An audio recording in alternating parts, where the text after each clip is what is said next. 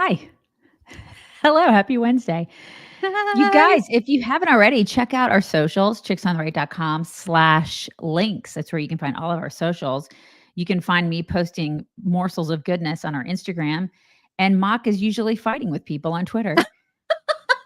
So I mean, that's not always true. It is true a lot, but it's not always true. Drama. chicksontheright.com/links. Do that. Also, go to knowyourriskradio.com and get your free investment risk review today. Our friend Zach over there at Bulwark can help you with your money. He can do that. So if you need help with that, or if you just want to like dabble and see what's out there, go to knowyourriskradio.com. Do that. He's the man. Oh my God. He's the man with the plan when it comes to money. He really is. So you voted. Lots of people voted yesterday. Super Tuesday. Paper ballot even. I had a paper ballot, you guys. Old school. And you showed ID. They asked for my ID. They did. And I was like, that's awesome. Paper ballot. It was fantastic. It was very old school. I was in an old gym. It was fantastic. I felt like I was living back in the 1980s. It was great. I loved it. It's the way it should be. Way it should be. Exactly right.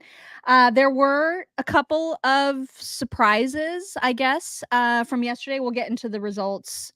We'll get like deep and dirty into the results in just a minute, but just a few little side notes. One thing that happened that came out yesterday, there was an announcement from Michelle Obama's office, like whoever it is that provides clerical support or communication support to Michelle Obama, released an official statement. I don't know why there's a thumb there. Released an official statement saying she is not going to run. She is not going to save the Democrat Party. I'm obviously paraphrasing. They didn't say that. But if anybody is out there thinking that there's a chance, she's not going to do it. We called that. Yeah. I mean, because she doesn't want to do that. She's living the life. Why would she want to do that? She's living the life. Yeah. Plus, I mean, that party, basically, they get surrogates to go out there and do it, as evidenced by Joe Biden. They don't actually like run for office. They just tap, figureheads to get out there, bobbleheads to get out there and stumble around and run the country while they tell them what to do and say, Yeah, I mean, she doesn't need to run because if Joe Biden wins again, she and Obama will be doing all the same stuff that they're currently doing. Right, from behind the scenes. I mean, they're running the country now and driving it into the ground. So why does she need to run? She doesn't need to run, and she's not going to run. So that came out yesterday. RFK has announced that he has enough signatures now to get on the Nevada ballot, another swing state, another very important state. And so he is the wrecking ball that is coming into this general election to shake things up in who knows what ways. That'll just remain to be seen. I have that visual in my head of him naked on a wrecking ball. Thank you, Mock. You always go there. That's you. That is your brain going there. We came in like a wrecking ball. Yeah. You guys can see it, right? You can see it. And his like jacked up kangaroo body, just like swinging in on a wrecking ball. You guys, you're seeing it. All the women are seeing it. You are. You're welcome. Leslie L. Thank you. Leslie says, Daisy, in Kaufman, Texas this week for work. There were a lot of runoffs in Texas. Also, thoughts on the Dem running against Ted Cruz? Anybody that's a Dem running, I was Ted Cruz all the way. I just want Ted Cruz. I mean, well, and Ted, he's got a fight on his hands. Yeah. And we actually will. Yeah, people in Texas have a fight. We're turning purple. Yeah. And Ted Cruz specifically, he needs to watch himself. We have a clip that we'll play in just a little bit about how Ted Cruz spends a lot of his time, which is not really, it's not good for Ted Cruz. So we'll get to that in just a little bit. The other big news from yesterday, of course, is that Kyrsten Sinema has decided not to run again for Senate, which is going to change up the balance of how Kari Lake versus Gallegos, or whatever that guy's name, the Democrat's name is, who's running against Kari Lake. That's going to shift some things. And I don't know how. There's a lot of people who say, oh, this is going to help the Democrat. And there's a lot of people who say this is going to help Kari Lake. So this is going to be a tight race. Most polls show that Kari Lake is beating Gallegos, which is great. But now with now that Kyrsten's out of it, I don't know how this is all going to shake out. It's just one of those things. It's like just throwing a wrench into the whole race. And I don't know how that will play out. So we'll just have to see how that plays out.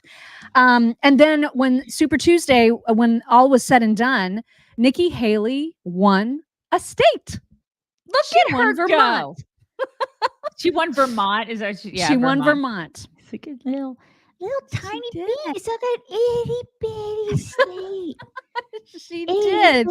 Tiny. She won. Now she was not out and about during Super Tuesday, so she stayed very much holed up somewhere in South Carolina. Most people are assuming that she was at her home in Kiowa, but nobody really knows what she was doing or where she was, and she didn't speak. And her campaign isn't really releasing any sort of official statement after the results are in. So there's a lot of speculation. Is she finally going to get out? Is she going to, why would she stay in at this point? Trump obviously won most of the states. Everything. Yeah. Right. And so I don't know.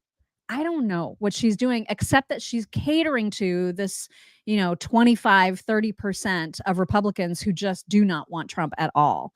But that's not enough. You know what I mean? That's not enough of them to make her have a reason to stay in. She keeps saying that if she gets out now, it's going to be the longest primary season in the history, or the longest general election season in the history of ever, which it is. But so what? I mean, clearly the people have sort of spoken at this point, right? Yeah, I don't think it's sort of. I think the people have spoken. Yeah, I don't mean, know the fact that she should have gotten the message months ago. I kind of, yeah. It's at this point. So winning Vermont. At this point, she should totally get the message. Yeah. I mean, because winning Vermont is not a big enough deal to keep doing all of these things. Yeah, it's basically a participation trophy at this point. Yeah, that's what it's. Get the message. Yeah, that's kind of what it's feeling like. Mm-hmm. And if you hang on, my mouse is acting funky. If you are worried about the state of the world, and if you aren't, what's wrong with you? How are you living and not worried about the state of the world? There is no better time I'm not saying you need to go out and become a prepper, but I am saying maybe you should do some things to prepare yourselves for disaster, because it just seems like there's a new one to deal with every single day. And if you visit 4patriots.com/chicks, the number 4patriots, 4patriots.com/chicks, they have weekly sales on amazing different kinds of products, whether it's emergency food kits or water filtration systems or whatever. They have tons and tons of really good deals every week. Right now, big sales on their solar generator. This is their new and improved solar generator. So when you're dealing with power outages, when you're dealing with, even if you're just dealing with fun stuff like going on a camping trip or going on a boat, you're going to get use out of a portable solar generator. It doesn't need to be installed anywhere. You can literally take it with you. So this is one of the coolest things that you can get at 4patriots.com/chicks. You can also get free shipping on any order over $97. So check them out. 4patriots.com/chicks. People are saying that Nikki dropped out. For real? Like right now. People are saying officially right now? On Fox. It's happening right now.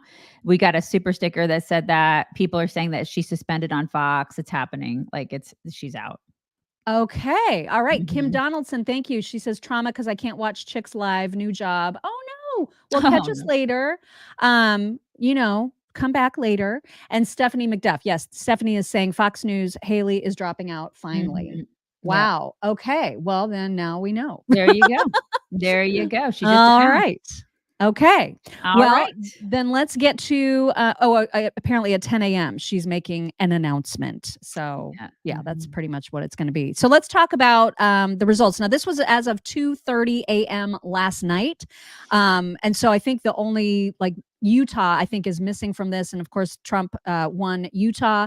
So that was the only change to this. I think from 2:30 last night, that's the only change. And really, it's exactly what we told you, which is that Vermont is the only state that Haley won. So that's the results. And now let's talk some analysis, shall we?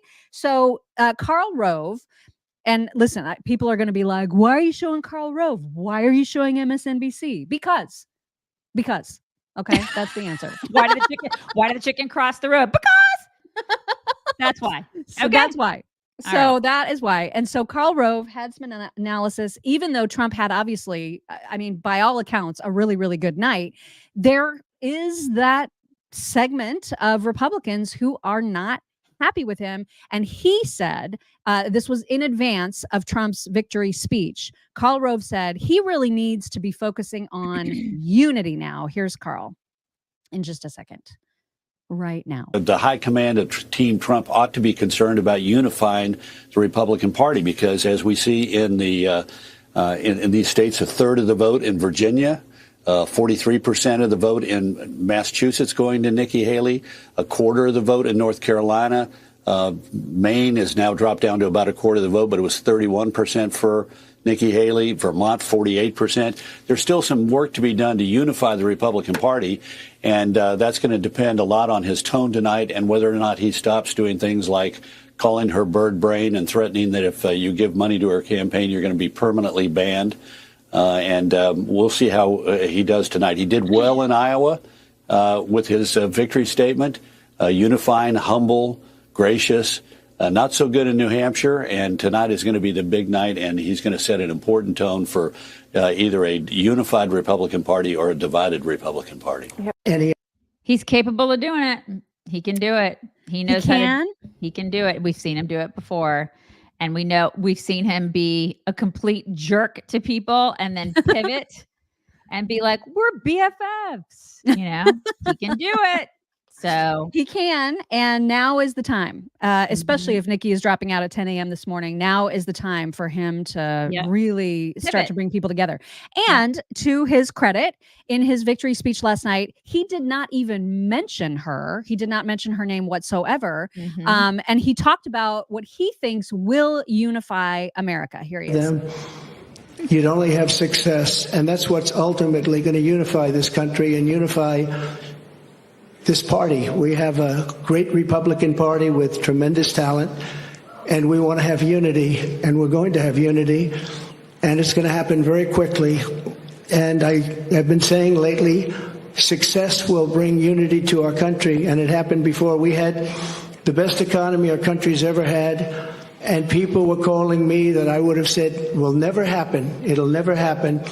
They wanted to get together African American, Asian American, Hispanic American, women, men, people with diplomas from the best schools in the world, and people that didn't graduate from high school. Every single group was doing better than ever before, and it was a beautiful thing. Our country was coming together. I thought it was a really good speech. It was one of the, I mean, that was the tone he needed to strike, right? Yep. And so Karl said he needed to strike that tone. He struck that tone, and now we'll see like how much unity there is. And now the Karls of the world can suck it. And they I'm sorry, was that mean?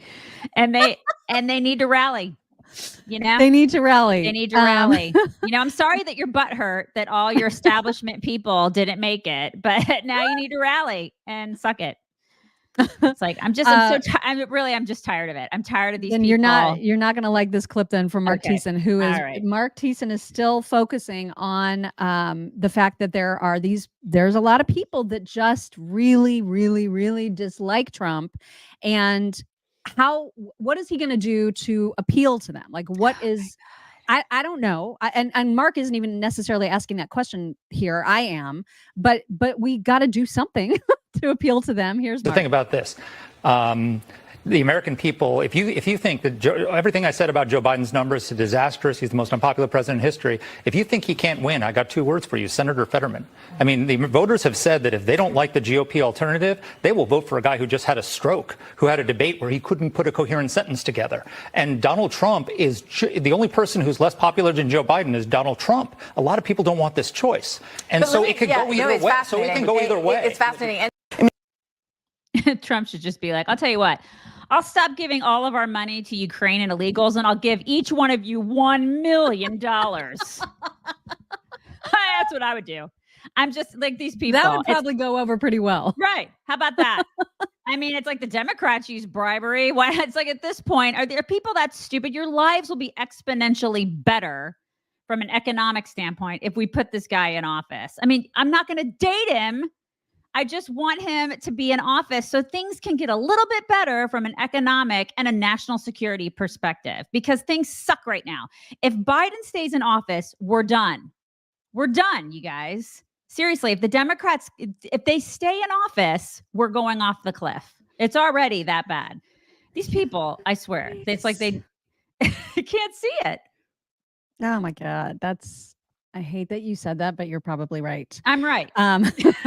So amazingly, you know how they do the after, like the exit polls, and they want to get a sense from voters, what are the issues that they care about the most? What are the issues that drove them to vote to begin with?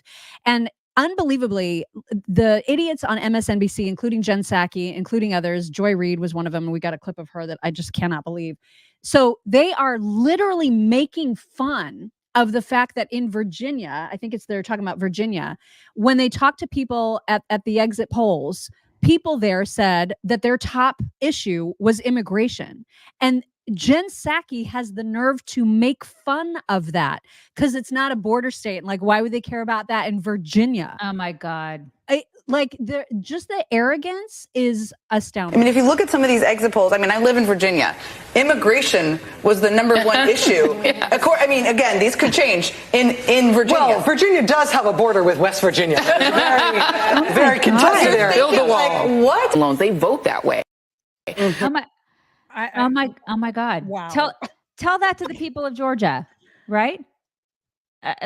Seriously, they're laughing at Laken Riley's parents right now.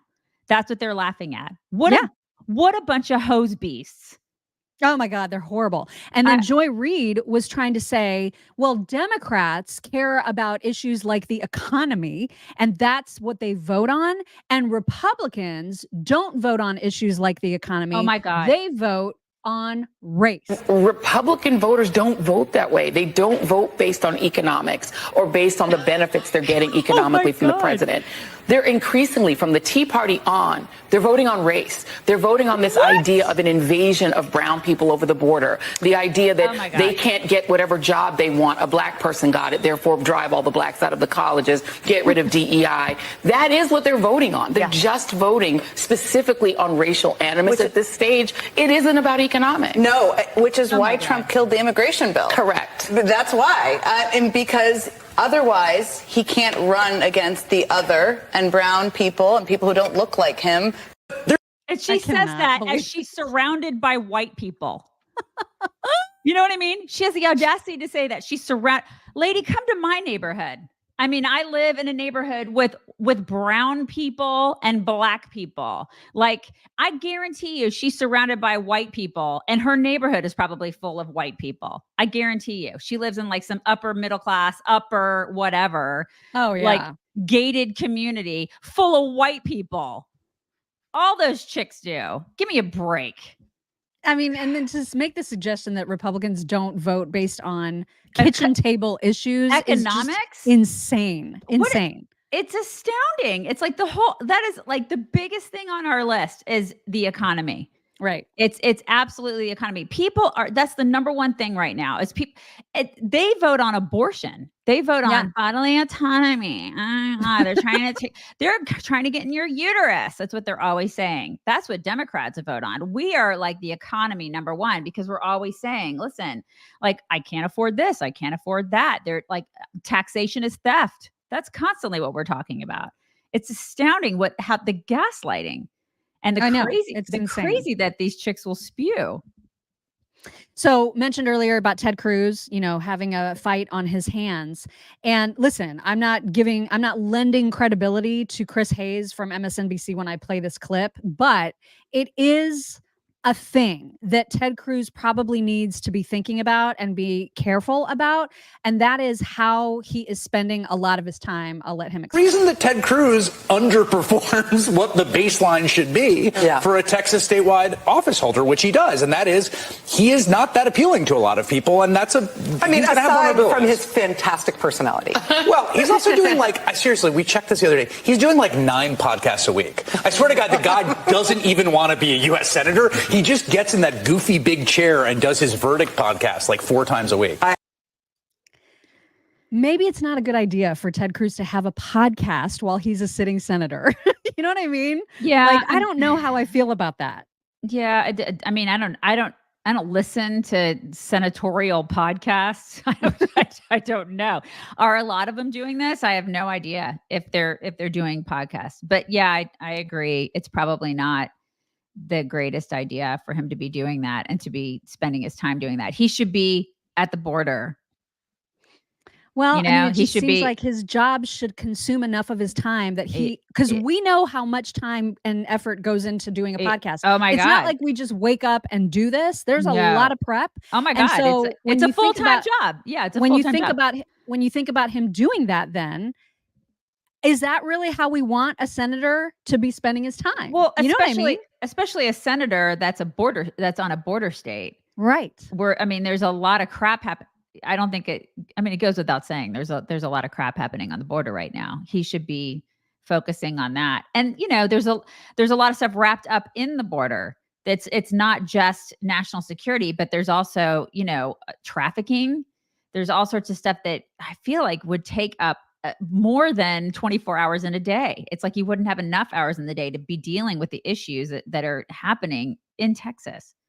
Yeah, I don't know. Again, Chris Hayes went from 9 podcasts a week to 4 podcasts a week. So I don't even know how many he's doing a week. I just know that maybe that's too many. I understand doing maybe a once a week thing where you're telling your constituents, exactly, here's what we've been working on in the Senate this week. Yeah. To have that line of communication with them. Agree. But to just kind of be heard and seen all the time, I don't know how I feel about that. Yeah, as an entertainment thing, maybe wait until you're done being a senator. Exactly. Yeah. Exactly. Reba Henry, thank you. Reba says, we do care about immigration in Virginia. Our schools are inundated with illegal immigrants. Jen is smoking drugs. That's exactly right. Of course you care. Of course you care. Yeah. Everybody cares. But there's maybe 2 of the women on that panel that had children or that have children. And I guarantee you the schools that they go to probably aren't affected by it because they're probably locked down private schools and they keep the riffraff out. You know what I mean? Exactly. Yeah. Exactly. You guys, I don't know if you noticed, but we are both decked out in our Grunt style gear.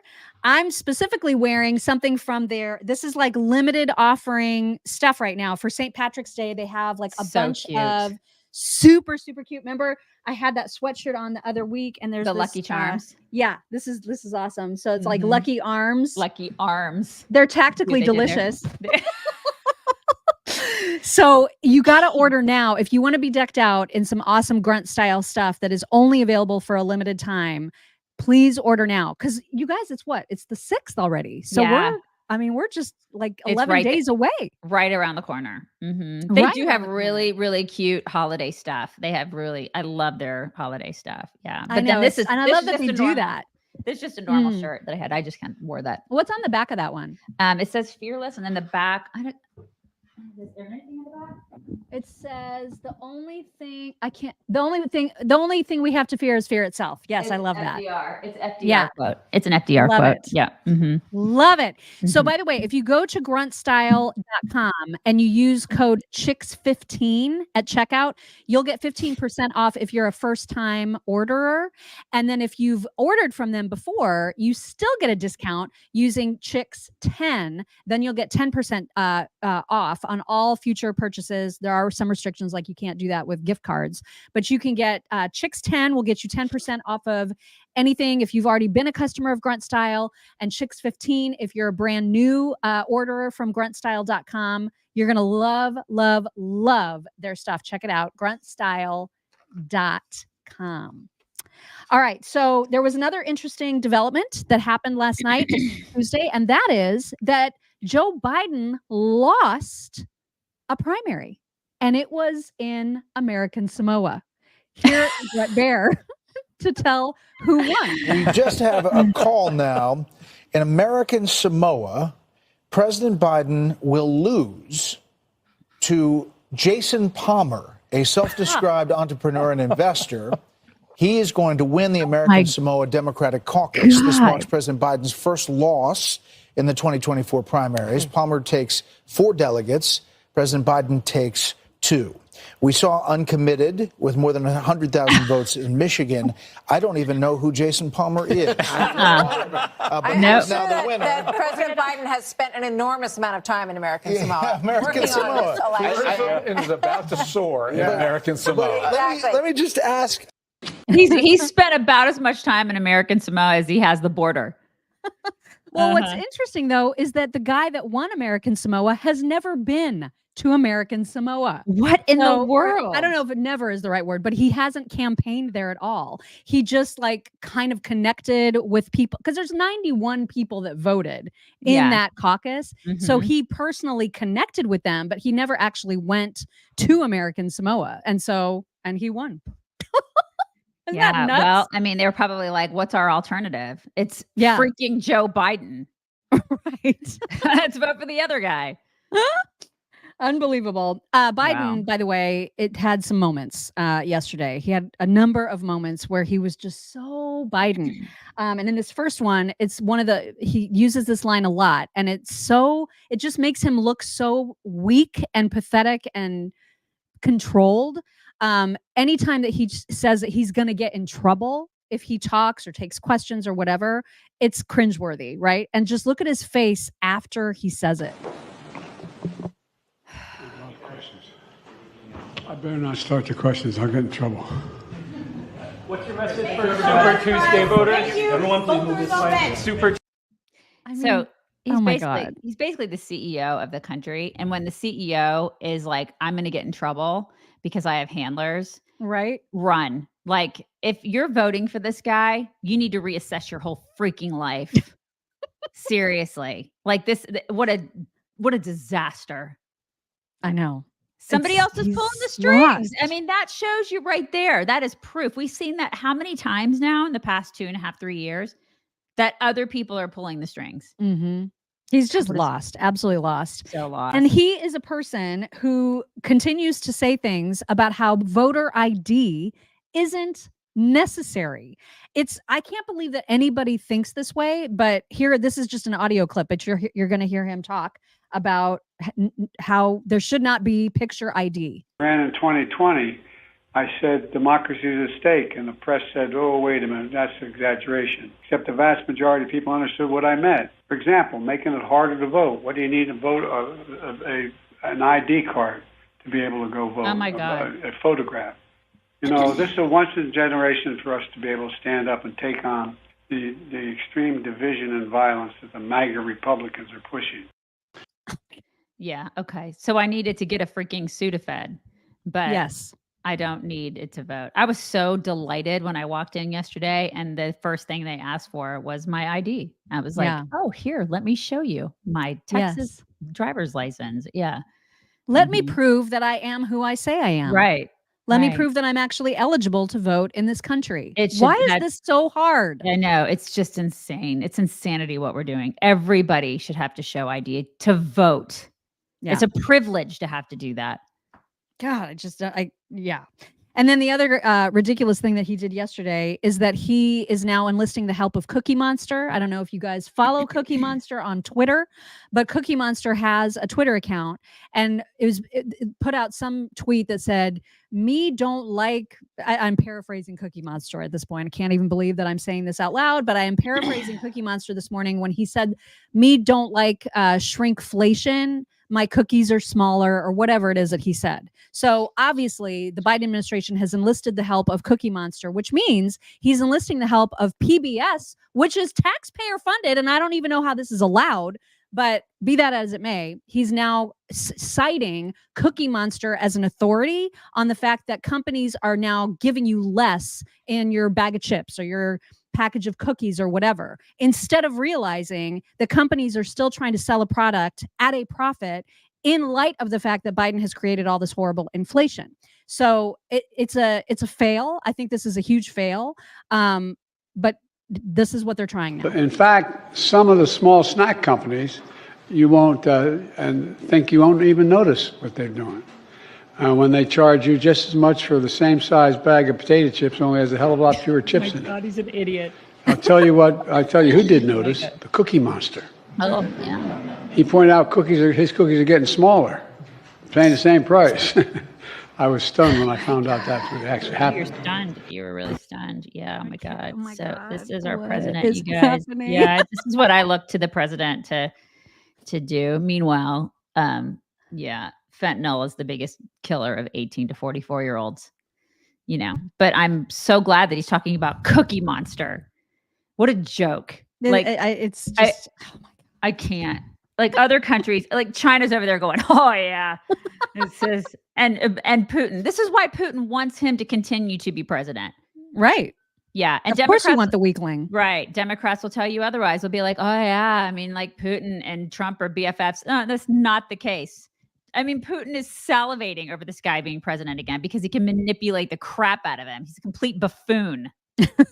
Well, and I think that, I mean, based on this next clip, I think there's a possibility that his team is simply hiding information from him about how badly he's doing in the polls right now. Because outside of Air Force One, he was talking to reporters and reporters were like, hey, what do you think about these latest polls that show that you suck, essentially? And Biden's like, you're not looking at the right polls. I mean, and it's not like he can read on his own or anything. I mean, Lord knows he can't do that.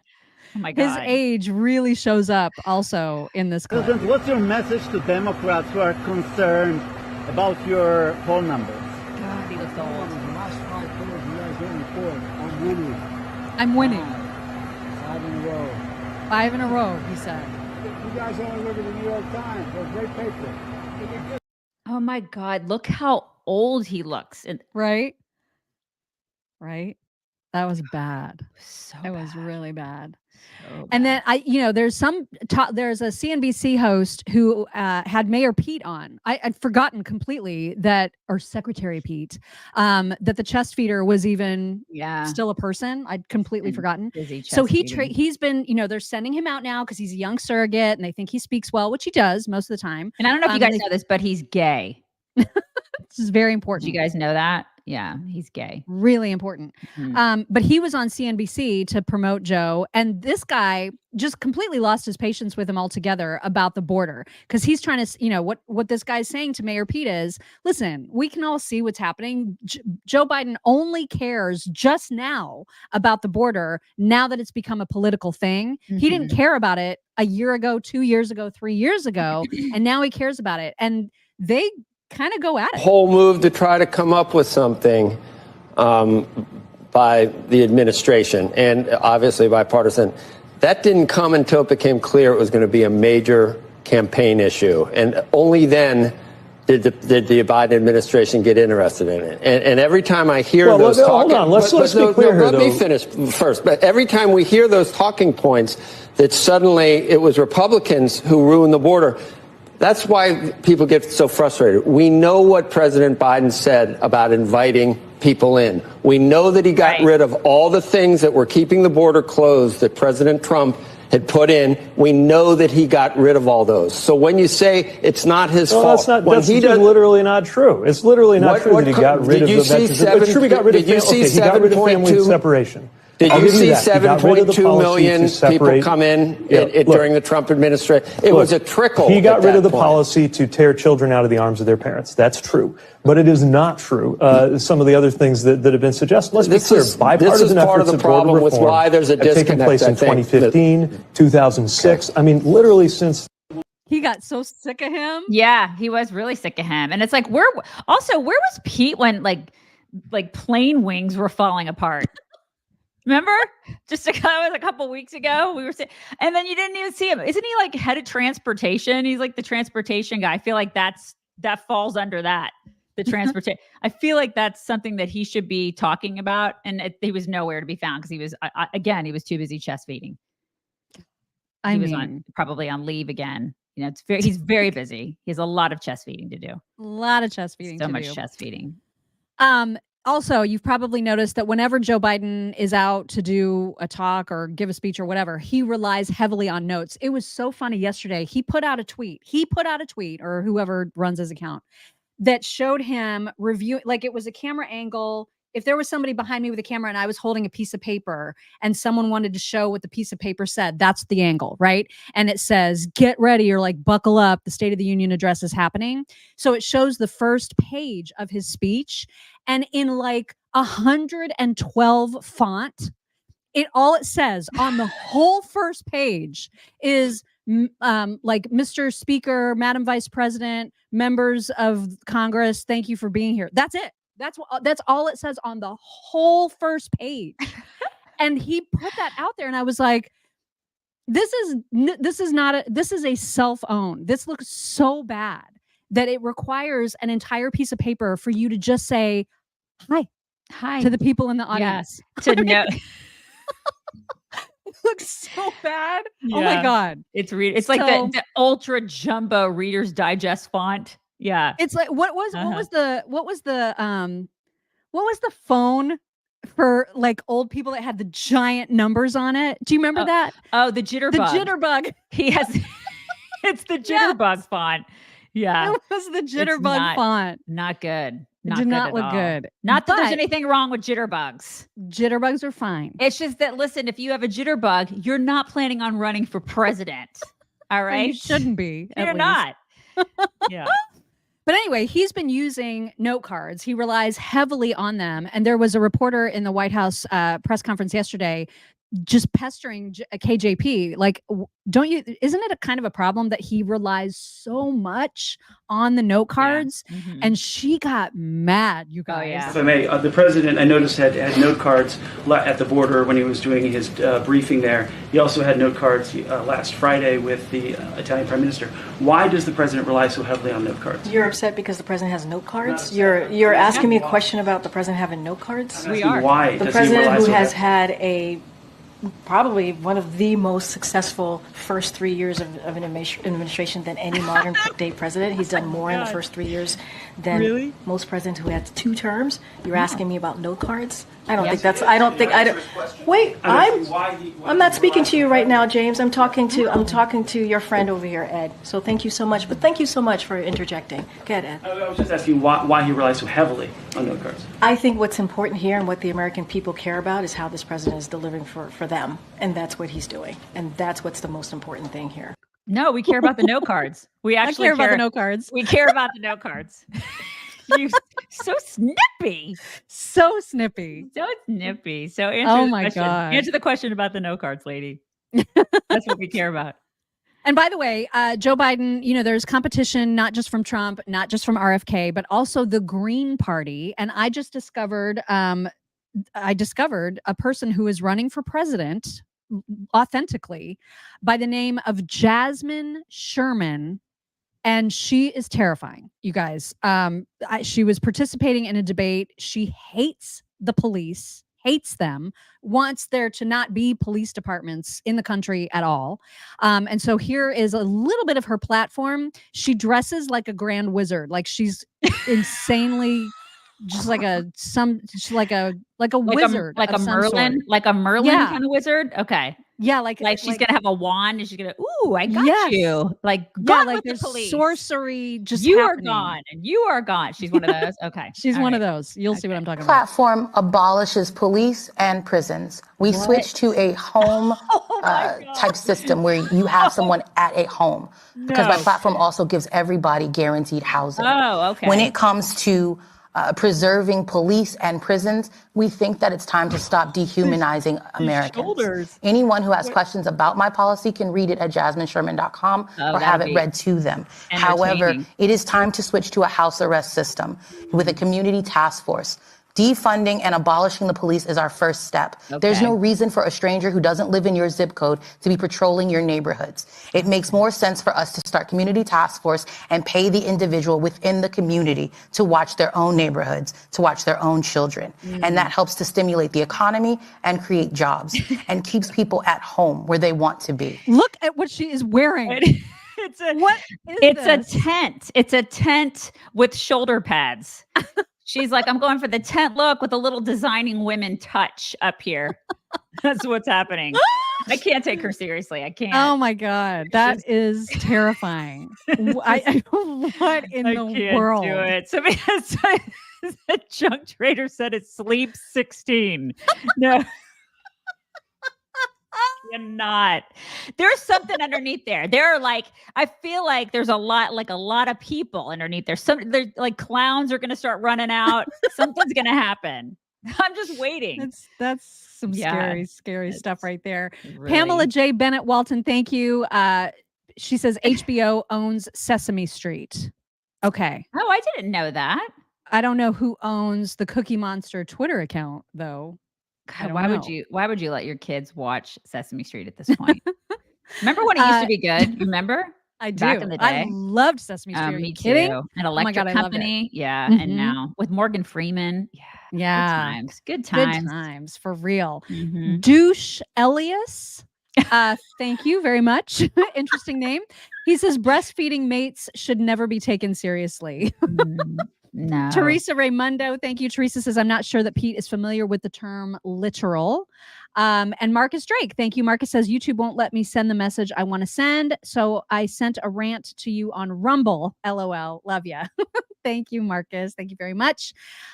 There's some stuff that was not announced, but revealed, I guess I should say, about the border yesterday that is very, very disturbing. Namely, that Joe Biden apparently has flown in 320,000 illegals from Latin America to 43 different U.S. cities, and that Customs and Border Protection is refusing to tell us which airports they're being shipped to. So that's a really cool new program that's happening. That actually is treason. It is, right? It's treason. I mean, that seems bad. Yeah, it's not. It doesn't seem. It is bad. It's treason. That's absolute bullshit. And he's doing it so that there's less crossings on land because he doesn't like the way that looks. We're paying for that. We're paying for that. It's an absolute disgrace. It's treason, and he needs to be held accountable for that. Period. And you're going to see, to Stephen Miller's point, you're going to see on Thursday that Joe Biden is going to try to lecture everybody about border security and how Republicans are at fault. Nope. That's what you're going to see. Meanwhile, this is happening. Reject it at all costs. Reject it. And when you see him doing that, you tell everybody that you know that this is happening, that this happened, and that it's all a bunch of crap. Don't buy it. Do not buy what he's selling or what the Democrats are selling. I mean, this is absolute treason. I agree with that 100%. It's maddening. And then DeSantis apparently, he was trying to get the federal government to detain an illegal who they apprehended in Florida. And he was wanted on rape charges in Oregon, but Oregon wasn't wanting to take him back. And so they were planning, we'll just release him on the streets of Florida. Oh my God. And so DeSantis was absolutely losing his shit about this yesterday, going, I can't even believe that we have to ask for this, that there's a question about whether or not to release someone like this, somebody who shouldn't even freaking be here, onto the streets. I mean, it's madness. Yeah, and then it's absolute madness. Then you have Psaki and Rachel Maddow laughing about this. They're laughing. I'm glad that they think this is funny, until these jackholes hurt somebody they love or them. I'm glad it's nice that they can laugh at this stuff. It's disgusting. And then meanwhile, New York City, which of course is a sanctuary city, obviously having some trouble dealing with all the illegals that they have invading their city right now. So now they're coming up with these programs, or they're trying to, they're not going well, but they're trying to come up with programs that will incentivize other cities in the state of New York to take some of the burden off their hands. But these other cities are not sanctuary cities, and they're not interested in helping. So here is how this is going. The last summer, New York State offered to help by launching a $25 million migrant relocation program, paying an entire year's rent for every migrant family that chooses to move out of the city. The problem is New York's suburban communities don't want them. Just 5 of the state's 62 counties are accepting migrant relocations, including Suffolk County. But today, a county spokesperson tells Fox it's now reevaluating. Quote, Suffolk County is not, nor will it be, a sanctuary city, and we have not agreed to accepting undocumented migrants. We are working with the state on clarification of the program. Rockland County's Republican executive Ed Day says this is the city's problem. Because you asked for it. You're a sanctuary city. We're not. The fact of the matter is we don't have the ability to do it. Preach it, Ed. Preach it. Seriously, that guy is right. They asked for it, so suck it up, Buttercup. FAFO. Exactly. All day long, FAFO. God, these people are just insufferable. These liberals, they're just like, but I mean, like we love the migrants. We love them. We just not in our backyard. Just not in my house. I don't want them here. I don't want them shopping at my Whole Foods. I don't want them here in my nice little place. You take them. Jesse, thank you. Jesse says, good morning, chicks. I've learned so much from you ladies in the past 4 years. I didn't pay much attention to any of this in school, so I'm glad I found you guys. We're glad too. Thank you, so Jesse. Nice. Thank you. That is awesome. Katie Hobbs, the governor of Arizona, unfortunately, who with the baby voice that makes me want to punch her in the face. Not that we condone violence on this show. She does the greatest impression of this I really broad. don't. It's the greatest, you guys. It's better than my Bernie impression. No, it's not. It is. It is. It's not. It is not in any way. You guys, it's so great. Listen to it. So, seriously. Katie Hobbs got to get out her big girl pen and veto a bill yesterday. And she was very, very excited about it. She held it up. She like did. She was showing off her second grade art project. Look, Mom. Look what I did. And because she doesn't give any kind of good explanation for why she's vetoing it, I'll just let everybody know before we play this clip what the bill was. It was a bill that was passed by the Republican legislature to make it a crime for illegals to enter from Mexico into anything other than a port of entry, which makes perfect sense, right? It's like the law. I mean, it's like that's what you're supposed to do. But I mean, screw the law. We don't need no stinking laws. Right. So they're trying. Yeah. I mean, obviously, they're not going to be like Texas. They're not going to take care of themselves. They're not going to use barbed wire. They're not going to do any of the things that would actually stop the flow. So they're trying to pass legislation. And Katie Hobbs is like, I am going to veto this legislation because it is more harmful than helpful. Look at her. Good afternoon, everyone. I hate her. As I stated last week, anti-immigrant legislation to score cheap political points has no place in our state. Oh my God. Today, I'm delivering on my promise, and I am vetoing Senate Bill 1231. This bill does not secure our border. Really? On the contrary, it will be harmful for communities and businesses in our state and a burden for law enforcement personnel. How is it harmful? I know there's frustration by the federal government's failure to secure our border, but this bill is not the solution. It's for these reasons I will veto Senate Bill 1231. Oh my God. Look how proud. Look, Mom. Look at her. I can use a stamp. I'm a dumbass. I didn't actually win this election. I cannot stand her. Oh my God. She's absolutely unbearable in every way. I cannot stand her. Horrible. Oh God. It's like, how does it affect businesses when illegals come in? I'm sorry. Can somebody enlighten me? Because she can't. She's worthless. How? Somebody tell me. How does that affect businesses when illegals come in? If you are pushing, if you're allowing illegals in, how does that somehow make businesses in the area better? I'm not getting, it's not. Yeah, because you shouldn't be hiring them. The synapses aren't firing there with the, I don't get it. Okay.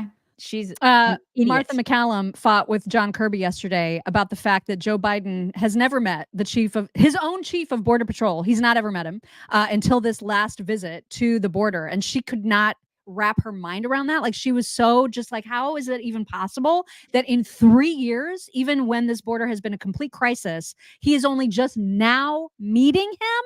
What? And John Kirby trying to explain this away. It's everything. John, how has he never spoken to, and you know what? We did some reporting on this earlier today. Not only Raul Ortiz, the former chief of the Border Patrol, but the current chief of the Border Patrol, Chief Owens, who you pointed out he did meet with in Brownsville. But from what we can find out, they had never spoken before that. How is that possible? The president's engaged with the DHS. He's engaged with leadership there. But why not the Border Patrol? He's engaged with the Border Patrol. Martha, he was just down there at Brownsville meeting and talking to those folks directly and hearing from them about the situation on the ground. Current chief. The current chief he just met has been president for 3 years. Just met him the other day. He again is engaged with everybody at DHS, including the Border Patrol, down there at Brownsville, talking to them on the ground, hearing from them directly about what their concerns are. Okay, but just to confirm that record, you're telling they never met before Thursday, correct? Look, I don't have the president's daily calendar with me in terms of like who he's met specifically with, but the idea that he's somehow disengaged from the Border Patrol just flies in the face of the facts. Really? Because she just gave you the facts, Kirby. And you couldn't answer the question because you know this guy is totally inept. I cannot believe that. Like, get him, Martha. Get him. Good for her. I know. For I love calling her. him out. I do. I love her too. I love her. She's so good. She's a class act.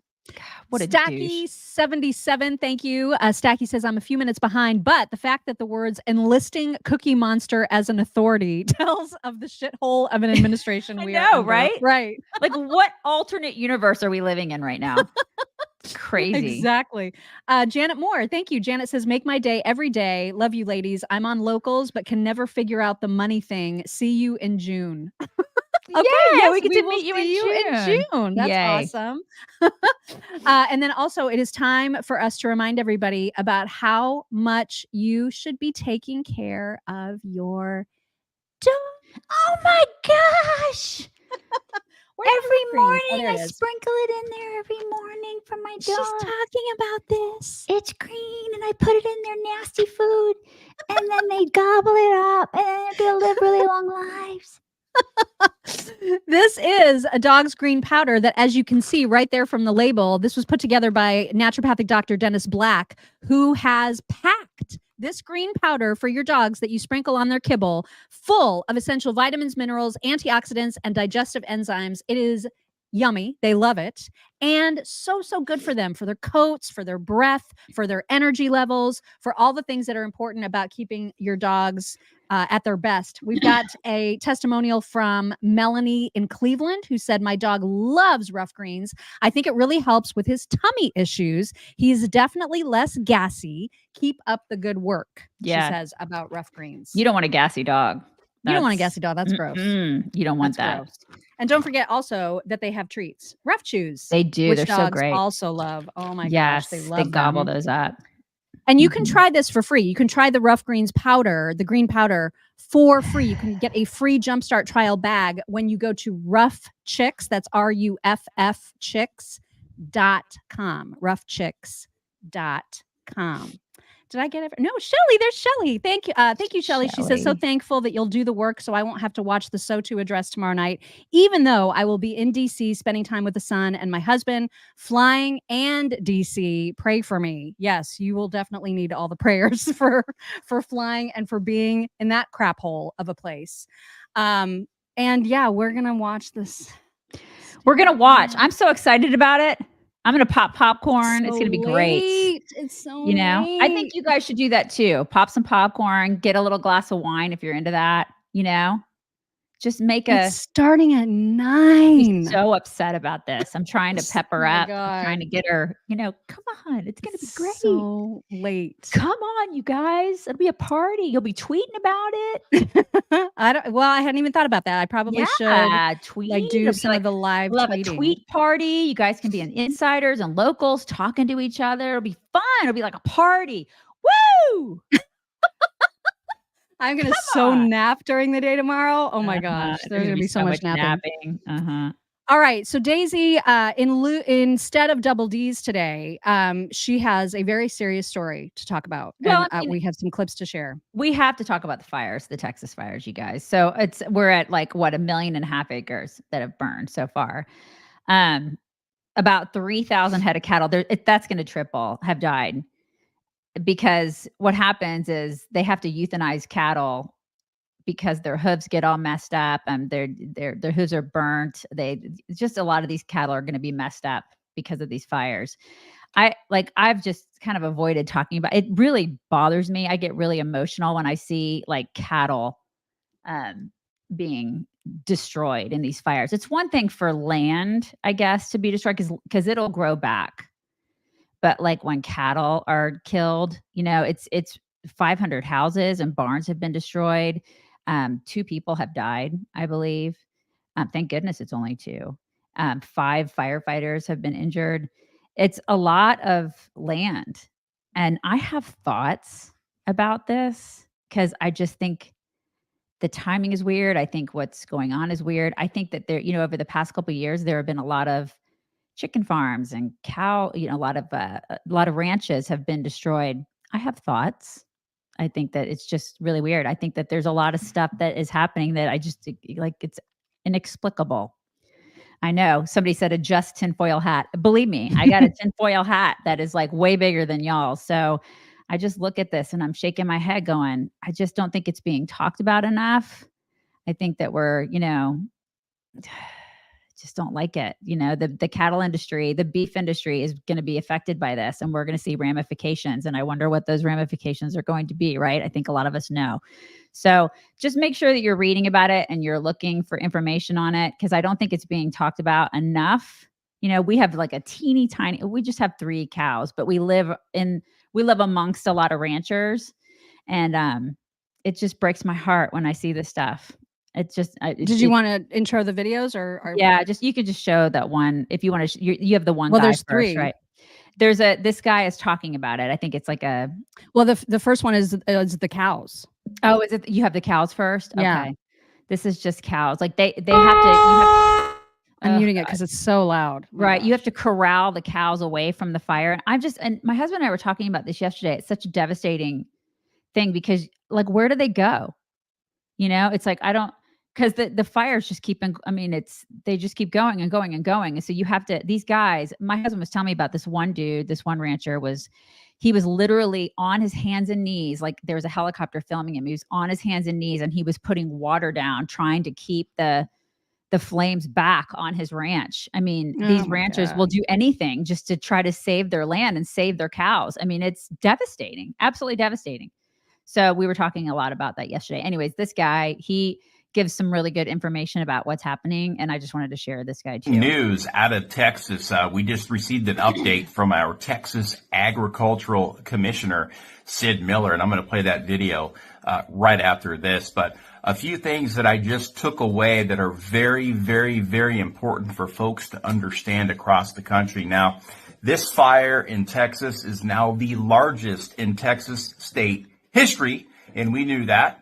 About 3 days ago when that hit over 1 million acres. They're now at 1.5 million acres. They have 120 miles of power lines down. So the grid up in that part of the country is completely down right now.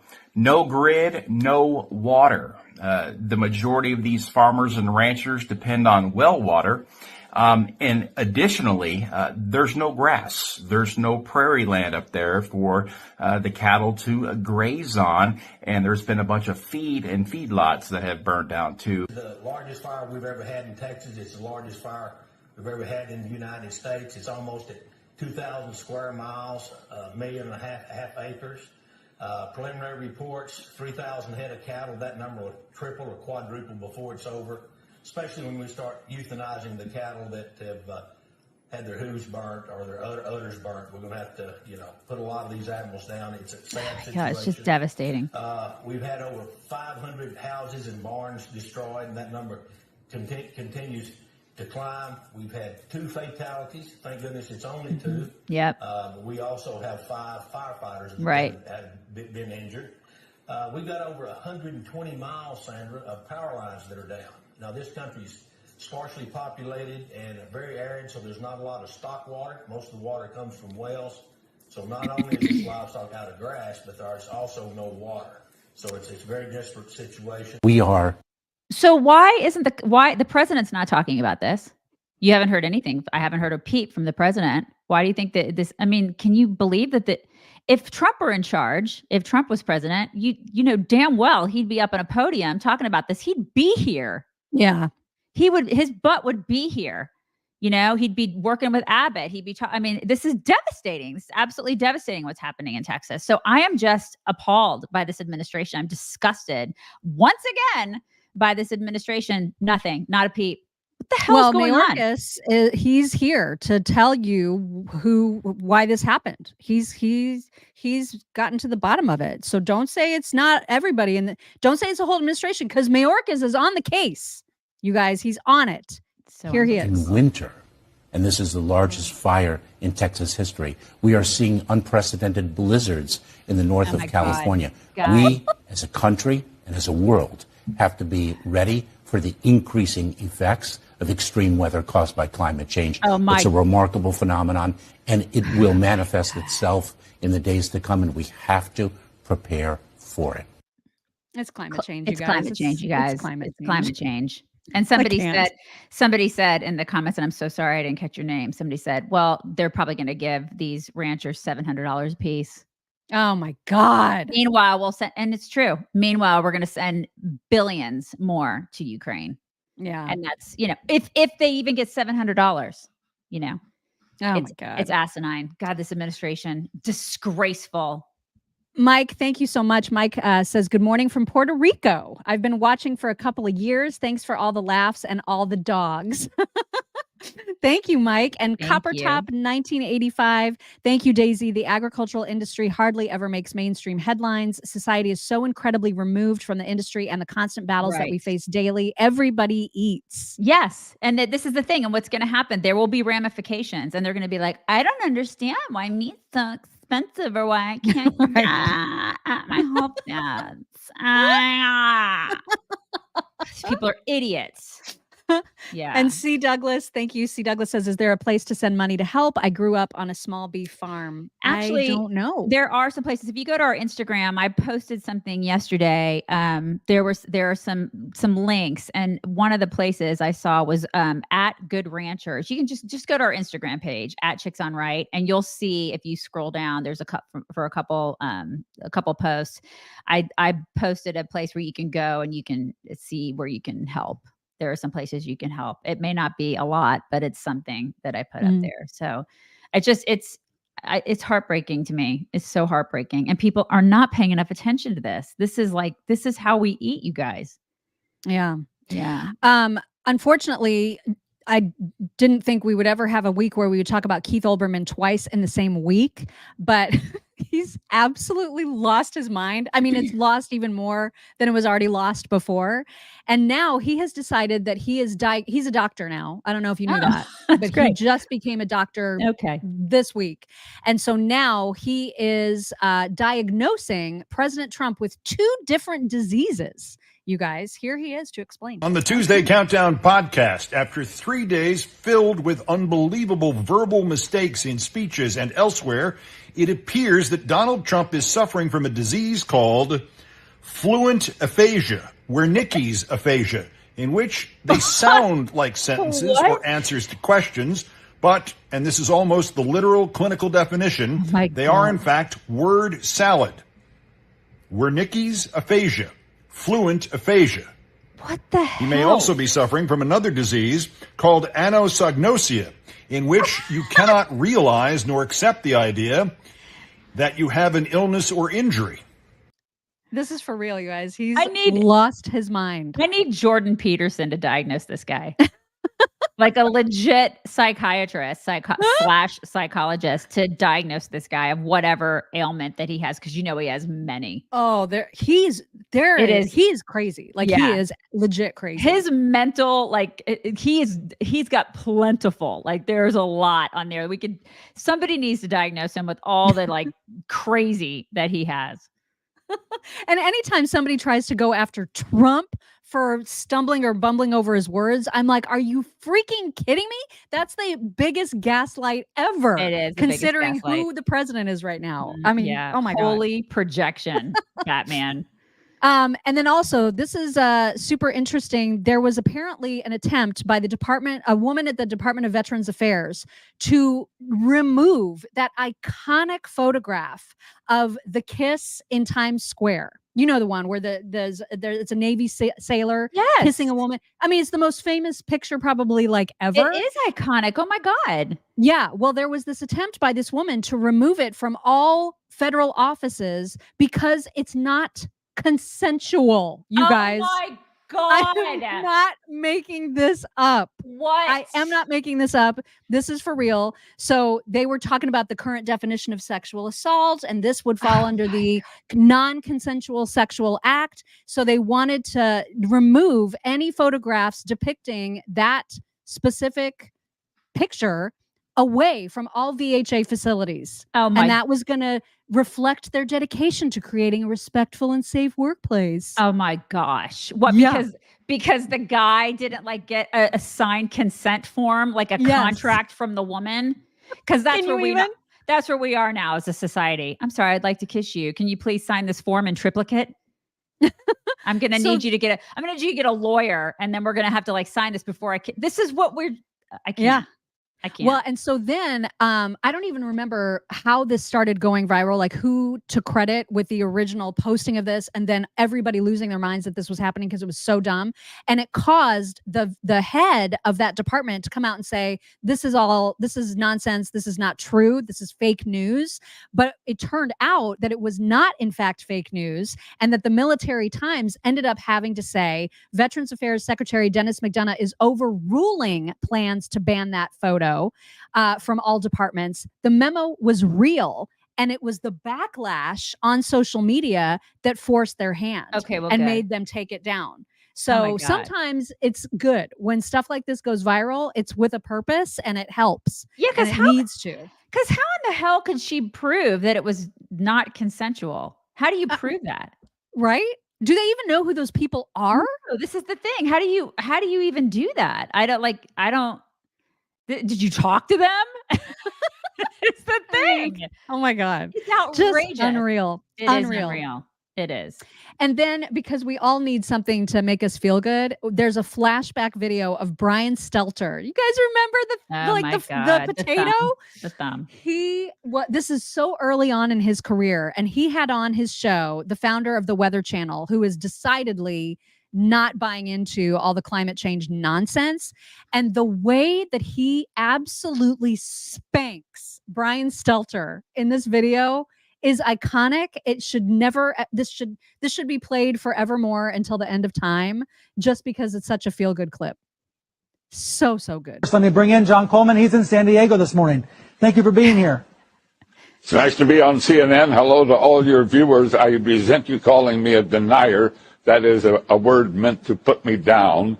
I'm a skeptic about climate change. Yes. And I want to make it darn clear, Mr. Kennedy's not a scientist. I am. He's the CEO of the Weather Channel now. I was the founder of the Weather Channel, not the co-founder. And I'm glad you did, because I am addicted to the Weather Channel. I watch a lot of cable news. Now. Hold on just a minute. I'm not done. And CNN has taken a very strong position on global warming that it is a consensus. Well, there is no consensus in science. Science isn't a vote. Science is about facts. And if you get down to the hard, cold facts, there's no question about it. Climate change is not happening. There is no significant man-made global warming now. There hasn't been any in the past, and there's no reason to expect any in the future. There's a whole lot of baloney. And yes, it has become a big political point of the Democratic Party and part of their platform, and I regret it's become political instead of scientific, but the science is on my side. I don't think we're going to come to a conclusion about the topic right here. What I do wonder, though, is when you see... you wouldn't allow it to happen on CNN, but I'm happy that I got on the air and got a chance to talk to your viewers. Hello, everybody. There is no global warming. What I do want... I love that so much. So good. He's like, you're not going to allow it. Good. You little shit. Yeah. Oh my God. I love that was it. just absolutely the best thing That ever. guy is legendary. Teresa Raimundo, thank you. Teresa says this is where Ted Cruz should be showing up to provide support. Right? Yeah. Yes. Instead of doing a podcast, how about you go visit where like the farmers that have been affected by this fire? To be fair, I think I did see a couple clips of him, but he should literally suspend all podcasts during this time. There should be no podcasts, especially during this time. I mean, this is some serious stuff that's happening right now in Texas. For real. Anne Francis, thank you so much. Anne says, Mock, I love your hat. Where is it from? I need one. This is there's a golfer. This is a golfer hat. What is his name? Scotty something. Scotty. It's a golfer. And my husband gave it to me and said it's like no longer available and it's like super rare and I should be super grateful to have it. She's like, I don't even know who it is. And I forget the guy's name. But it's a Scottish Terrier, and that is it's become the symbol for this one golfer named Scotty, and I don't remember his full name. Somebody in here probably knows, like somebody who's super into golf probably knows. But anyway, that's the meaning of the hat. Okay, before we get to talks, and then after we do talks, we've got to talk about this apology from a Superbike guy that came out. There's a whole story about like spraying champagne into some woman's hoo-ha. We got to get into that after talks. But before we even get into talks, here is another sort of feel-good story that has all kinds of naughty words in it. So hide your kids, hide your wives. But this is a redefinition of a blind date that I think you guys will appreciate. What's that for? What do you mean? The cane. It's just in case. It's just in case for what? David, I'm blind. What? Wait, do you not know that? No. I thought Rachel would have told you. She didn't tell me anything. Are you sure?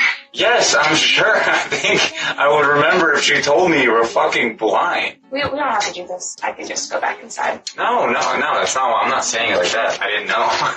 Why would you think that I wouldn't want to go on a date with you? Most guys don't want to date a blind girl. Well, not most guys. Let me ask you a question. Can you still taste food? Oh, yeah. Can you listen to good music? Yeah. Okay, then why the fuck wouldn't I want to go hang out with you? Are you cute? No, I'm ugly as shit. I think the worst part is that I put so much into this outfit. Got long hair. Right? It smells good too. So do you have like super smell and stuff? No, I wish. What color eyes do you have? That's beautiful. Really? Yeah, I wasn't even looking. That was a booger in dinner. Just kidding. If you guess which hand I'm holding out, then you get to pick what we're eating. Deal, yeah. Are we starting now? Yeah. Right hand. No. Did you just switch them? No. I just already switched them. No, I didn't. You did. I did. Did you see me do that? No, I can hear you. Yes. I've been lying this whole time. Isn't that the cutest? I love that. Them. I hope they get married. I love them. I know. They're so cute. He was so cool about it. I love it. Yeah. I just and you could tell he was cool. You could tell he was kind of into her. Oh yeah. And he was like, don't touch my hair. I'm so ugly. I totally love them. I absolutely love them. I just so thought much. that was absolutely the cutest thing Yeah, ever. they're super cute. So cute. All right. So it's time now, of course, for my Pillow Toks. A reminder, please support Mike Lindell, support our show by getting yourself something awesome at mypillow.com/chicks. You might consider either the towels, which is like our favorite product because of how thirsty and just awesome they are, or think about taking advantage of the huge sales right now on the Giza Dream Sheets, which are also amazing, as is everything from MyPillow. They've got huge sales going on right now. mypillow.com/chicks. You can use code chicks to get the deepest discounts. I thought today might be fun to do a little bit of a 80s rehash of the battle that took place in hearts and minds all over the country between Debbie Gibson and Tiffany. The mall rat.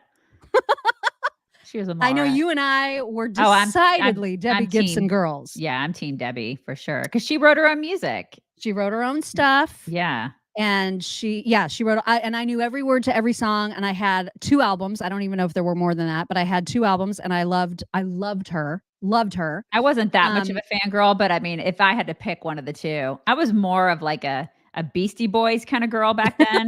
But I mean, but if I had to pick one of the two, I would have picked Debbie Gibson because she did write her own stuff.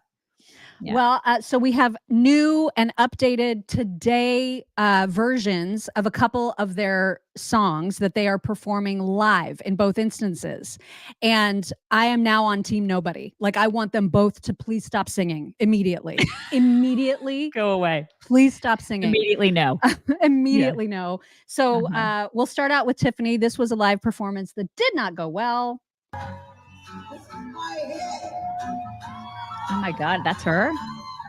I'm gonna sing it right. God, she's still singing that one song. Just the one. Oh my God.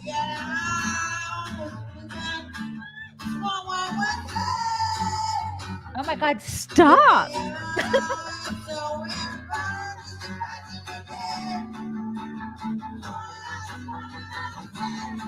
Stop.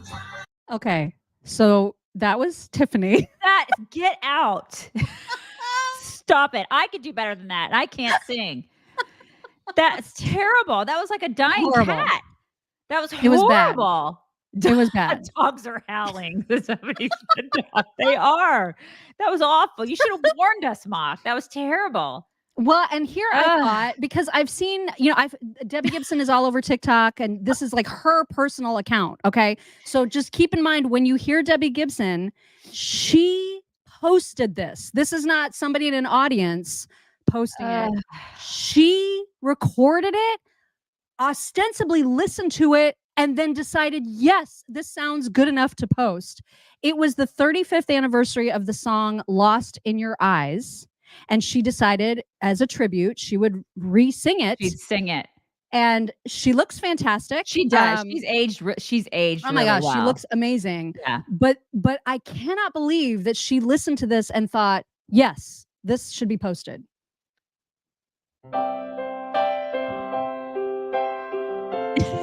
She looks seductively in the camera. Debbie, stop. Just sing the song, Debbie. I get lost in your I mean, it's better than Tiffany's. and I feel my spirits rise. It's still and better. soar like the wind. Okay. All right. Is it love that I have in? Happy 35th anniversary. Okay, it's still better than Tiffany. It's better. It's a little bit better, right? It is. I mean, it's marginally better. It is more. It is. It is. It's got. I mean, because man, Tiffany sounded like she was hopped up on something. She just sounded like she was in a fight with a dude. She was screaming at somebody.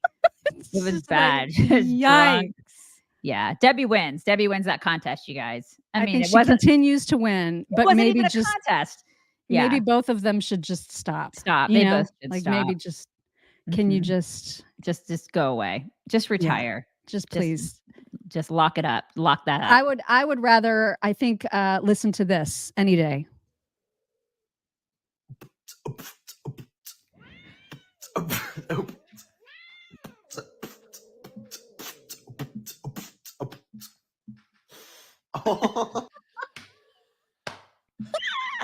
That was great. That was really good. Oh Much my God. better.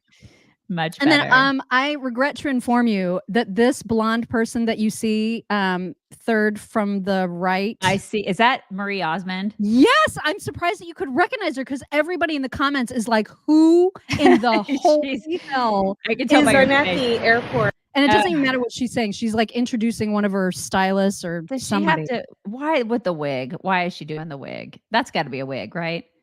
What is her entire face? What is happening? Because they just refuse to age. They just have to put all that crap in their face. Like what? Do you see? Look at her. That says, "I remember when she was Marie Osmond."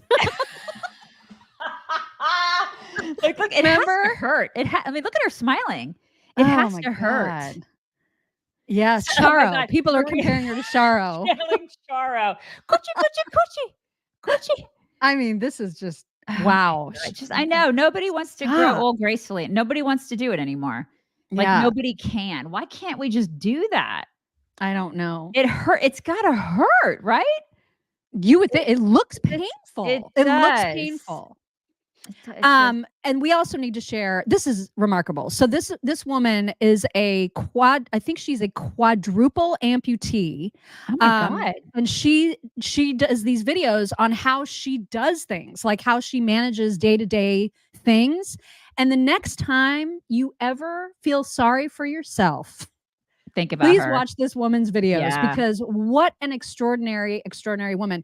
I love also that her TikTok handle is Glamputee. I love that too. That's fantastic. That. So in this video, she's showing like how to put on lipstick and how to brush her hair. And it's incredible. Incredible. Erica. I am an occupational therapist and a quadruple amputee. I get lots of questions on how I do my daily tasks. So I'm just going to show you a couple things before I go out the door. Today we'll be putting in some earrings and lip gloss. So first I got to open the cover. I will start it. And then I use my rubber bands to open it. Oh my God. Like the littlest things. Right? That we take for granted. And I can just grab it. And the beauty of your lips is you can feel what you're doing, but also look in the mirror to make sure you don't get it all over your face. That's amazing. Right. So I put it back in. I turn my hook with my chin. And then I tighten the cover with my rubber band. And if I wanted to put in some earrings, I often use I don't know what you call these, the flip back latches. Wow. I use my rubber band to get those opened up. Then I can just get it in the hole. I hold it away and then I flick it up. Oh my God. And quick. Right? It's the hair. Like doing her hair every morning has got to be tough too. She's a pro, man. She just has it down. She does. Beautiful lady. Right. I know. Unbelievable. And you're good to go.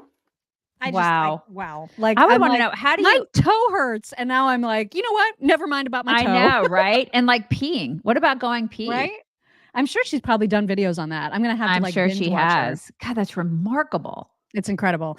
And then lastly, here is what is that? I have like a message that says this is not responding anymore. No, let me just refresh it. We're all here. It's the TikTok page. No, I know StreamYard's fine. It's just the TikTok.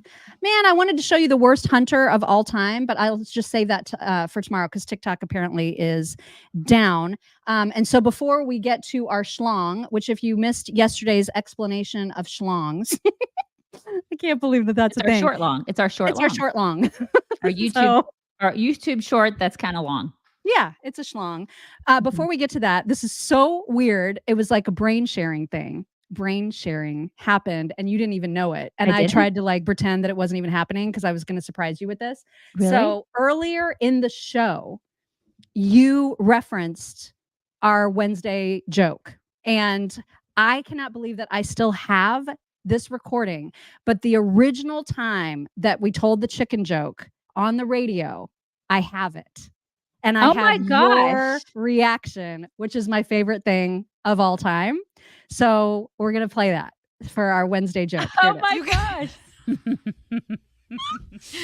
Why are chickens awesome?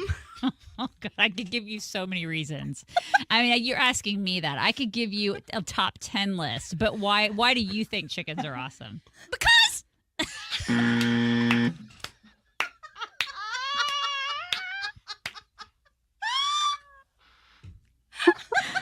I don't know.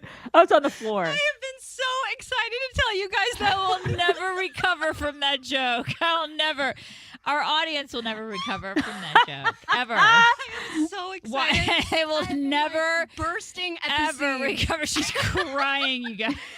Nobody will ever recover from that joke. That's when we were on radio. Yes. And she used to tell these really awful jokes. And she was crying. She legit was crying.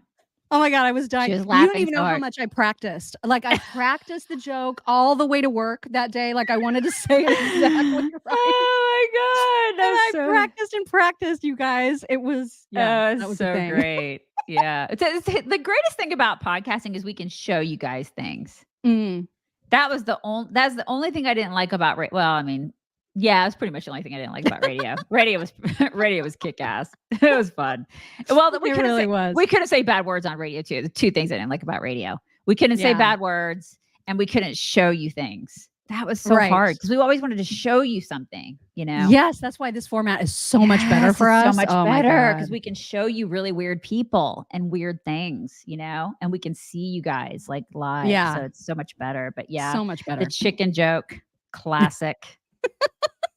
So we brought it back for Today. Joke on Wednesday. Yes. Yes. So okay. So for I don't know why this old video, like from 2013, that's how old this video is. And I do not follow superbike people or sport. I don't follow superbikes at all. But apparently this fellow, like motocross, is that kind of what this is? Like a motocross thing? I don't even know if motocross is the same as superbike. I don't have either. no idea. I have no idea either. No clue. Okay. So this guy, his name is Shane Byrne, and he won. Like he won a race or a championship, maybe. I don't even know, but he won something. He won an event. Right. He won an event. And, you know, just like with car racing, when you win and you get on the podium with like your second place and your third place, and there's like a champagne spraying ceremony, right? Like this is all the sports. They do that. Not all the sports, but you know what I mean? Yeah. So racing, like, they do it. Like in Tour de France, they do that too. They get up on a podium. They're all very excited. Usually there's like milk or something. I don't know. They get some sort of liquid is sprayed or enjoyed. Right. Yes. So that is what happened. And then in addition to the, like, sometimes the second and third place being there on the podium to help spray and like be all excited, there's also hot girls, right? There's hot girls in like very skimpy outfits. Always hot girls. Right. And that's just a staple of racing. And so that is what you're about to see is this champagne celebration and a hot girl who's wearing a helmet, but in a super skimpy little bralette and like a skirt. Okay. Yes. And he gets a lot of heat now, 11 years later. He got a lot of heat yesterday for the way that he decided to spray her with the champagne. And so I will just show you what that looked like.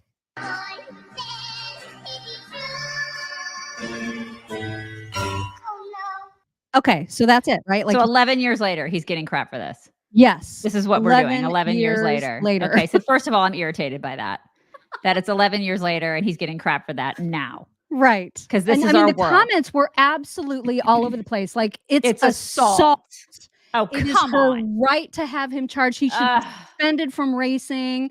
You know, would you do that to your daughter or your grandma? Well, your daughter or grandma probably wouldn't be skanking it up on a podium. Feel like, well, I hope that your grandma wouldn't.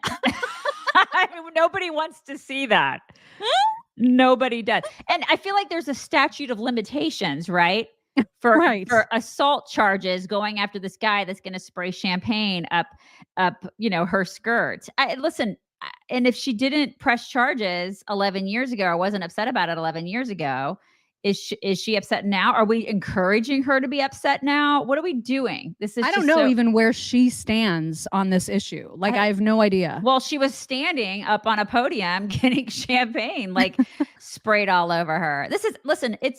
It probably was not like the best thing for him to do on his but then again, like at the same time, these girls get sprayed with champagne. Like, is there an etiquette book on like where they're supposed to spray it, how they're supposed to spray it? Perhaps they need to like come up with some sort of rule book if people are going to get butthurt about this. I don't know.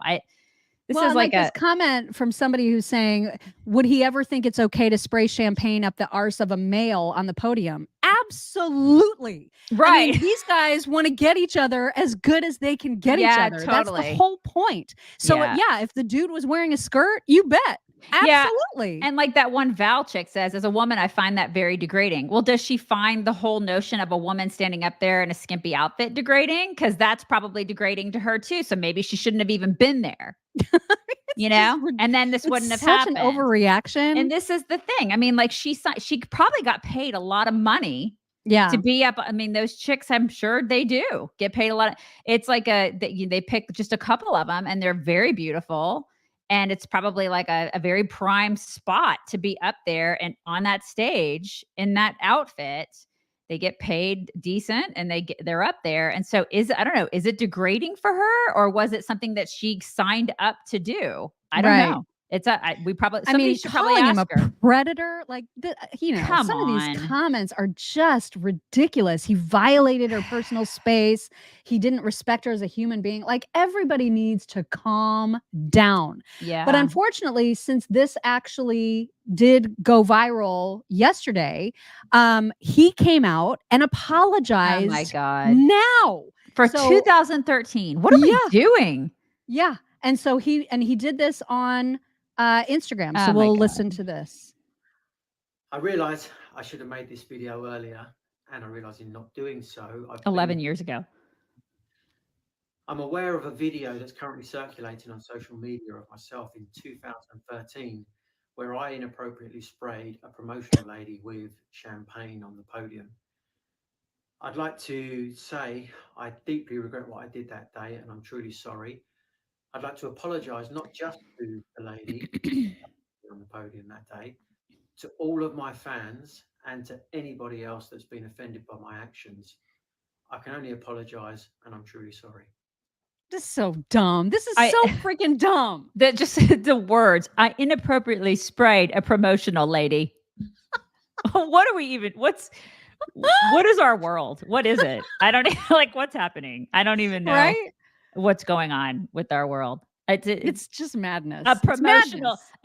She's a promotional lady, and I sprayed her inappropriately. Wouldn't it have been so much better if he would have released a video going, "You guys are seriously talking about this?" 11 years later. 11 years later. I'm not apologizing. It was awesome. That's what he should have said. Exactly. WTF, you idiots. God. I mean, I was having fun up on the podium. I won. It was a great moment. I was having fun, and I was spraying the promotional lady. Suck it up. Like, what? Our world, man. Our world. It's ridiculous. And who went and found that video? Like, who was the jerk that went and found it and said, I'm going to get this guy in trouble because my life sucks? And they don't qualify it, right? They post it saying, is this assault? They don't even say this happened 11 years ago or this was at this event. They post no context, just the spraying and the question. And of course, she should press charges. Everybody pile on. Right. Pile on. This is what we're doing now. What? Our world, man. I know. It's crazy. Absolutely crazy. It is crazy. Mm-hmm. Jay Carter, thank you. Jay Carter says, let me be clear, says the invisible man. I see what you did there. I see it. Jose Rodriguez, thank you. Jose says, to all those offended, don't let the door hit you where that dude sprayed champagne. I mean, I can't. Anyway, that was your schlong for today. Yeah, that's your schlong, you guys. We're going to bring it in. Oh, wait. I have gifts. Oh, okay. Well, bring it in first. Let's bring it in, and then I have some gifts. I have some long overdue gifts I've got to share that I know people are like, Daisy, we got you stuff for Valentine's Day. What is your problem? Yeah, why are you not thinking? Such a horrible Daisy. So let me get through some of these gifts. Okay, let me embiggen so everybody can see. All right. First of all, from Joy Marin. This is, by the way, this is her family. If you guys can see her sweet family. Aww. Isn't that the sweetest? I know, her family. She's so sweet. Joy made me this quilt. Seriously, how gorgeous is this? With the red, my gosh. With the red and the navy blue. Is that not gorgeous? Oh my It's gosh. This beautiful. You guys know I'm a sucker for quilts. I'm a sucker for them. So I love that so much. Okay, let me make sure I get through all this. So this is from Adrian Cullen. Got me this shirt. And it is. Is it from Naughty Dog? This little tank top. It's from Naughty Dog. Love Naughty Dog. You got the Naughty Dog one. It says Doc, Dine, and Dog. Dog. So I think you already got that one. So that is that. And then we have our little glass dish. I think you already showed everybody that our glass dish that we have, and it's from Suzette Paramore. And then we got the Valentine one and the St. Patty's. Yes, the Happy Everything plate. The Happy Everything plate. Yep. So I got that. And then I got, our family's really big on games. And so we love games here. And so Beth Nicholson sent me, first of all, I got this sweet little mouse. He's a sweet Isn't that cute? Mine's hanging right here. And then I got Pen Intended, which you guys, like, we love games in this house. Especially my daughter, she's like a complete fanatic when it comes to games. So thank you so much for that. And then what am I missing? I'm missing something. Oh, I'm missing this. Let me make sure I get all this behind me because I got a lot of really great stuff. Okay, so Jenny, let me make sure I have do I have the last name on? Do I have Jenny's last name on here? Jenny Lightburn sent me a bunch of stuff. Oh my God, I have so much stuff in here. There's all sorts of like hanging like cow stuff and Great Dane stuff. I got like all sorts of crazy Great Dane lady stuff, like all sorts of really fun Great Dane stuff. And then I got shirts and let me see. Oh, we got a little thing for Henry. Look at this. Oh my gosh. New to the herd. Is that not the cutest thing ever? Oh I got that. I got this has a bunch of little things in it. My eat a bag of dicks. Inappropriate, you guys. I should probably warn you. And then there's like the little car coasters. You know, I got car coasters. I got ornaments. I mean, just the sweet. There's so much like all these little like fantastic things in here. And then one last thing. I got that little sign. Can you see it? It's about to go down. Isn't that cute for the bathroom? I thought that was so cute. So I love that. So thank you so much. That was super cute. Awesome. I know. I love that. Okay. And then I got a few cards. I want to make sure I thank some people for these cards. Gay Obralinsky. Obralinsky. Yes. I got a sweet little card. And this is like, I love this card. And I showed this to little Teddy Moosh Bear yesterday because. Oh my gosh. And he was so enthralled with it, you know, he thought that was like the greatest card. And then I got some other cards, just sweet little cards. Like Lynn Miller sent me a card. And then of course, Mean Jean sent me a Starbucks gift card because she is the bomb. So sweet. And a sweet little card. And I think that's it. I think that I covered everybody. And I wanted to thank everybody for all the sweet. So sweet. Yes, you guys. And I'm sorry I'm late in doing it. I'm sorry. Let me just address a few questions that I've seen come in. Glenn Beck, someone was asking when they can catch us on Glenn Beck Show. It will come out on his YouTube channel on Saturday and then via podcast on Monday. What was the other question? Someone asked, did you guys hear about Nikki Haley's suspending campaign? Yes, we talked about that earlier in the show. And then, yes, we did hear about the Facebook and Instagram outage yesterday. It impacted you, but not me. I was never kicked off. And are you serious? Yeah, I was fine all day. So it was not worldwide. It was it was I mean, a lot of people were affected. Oh my God, I can't believe I thought everybody was affected by that. I did not know it was just like a hit or miss kind of thing. Yeah, I had no problems. I was completely down. And the thing that sucked is when I got back up, I had to log back into everything. Yeah, that's weird. It was really irritating. Little irritating. Yeah. So, okay. I'm probably not going to get the dogs because I've got all my stuff laid out and she's going to mess all my stuff up and I don't want her to do that, but we'll get some flaps tomorrow. So you guys have a wonderful Wednesday. We already brought it in. We brought it in. You guys have a wonderful Wednesday and we will talk to you tomorrow.